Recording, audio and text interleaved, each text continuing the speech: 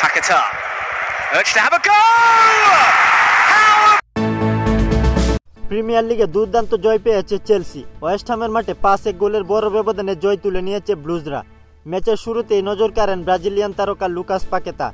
বক্সের বাইরে থেকে দুর্দান্ত কোনাকুনি শটে গোল করে ওয়েস্ট হামকে এগিয়ে নেন তিনি। তবে বেশি সময় অপেক্ষা করতে হয়নি চেলসিকে। 15তম মিনিটে জুয়াও পেদ্রু হেড থেকে অসাধারণ এক গোল করে সময়টাই ফেরান চেলসিকে। এরপর 23তম মিনিটে পেদ্রুর অ্যাটাক থেকে রিবাউন্ডের সুযোগ কাজে লাগিয়ে গোল করেন নেটু। ম্যাচের 34তম মিনিটে আর্জেন্টাইন মিডফিল্ডার এনজু ফার্নান্দেজের নিখুঁত ফিনিশিংয়ে 3-1 গোলে ব্যবধান বাড়ায় চেলসি। তৃতীয়ার্ধে 54তম মিনিটে কাইসেডু এবং 58তম মিনিটে ট্রাবু চালুয়ার গোলে ব্লুজদের জয় নিশ্চিত হয়। শেষ পর্যন্ত 5-1 গোলের দাপটে জয় নিয়ে মাঠ ছাড়ে চেলসি।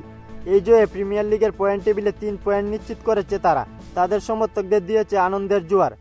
এই জয়ে 2 ম্যাচে 4 পয়েন্ট নিয়ে প্রিমিয়ার লিগ টেবিলে শীর্ষে রয়েছে চেলসি। খেলাধুলার গুরুত্বপূর্ণ আপডেট পেতে আমাদের চ্যানেলটি সাবস্ক্রাইব করে পাশেই থাকুন।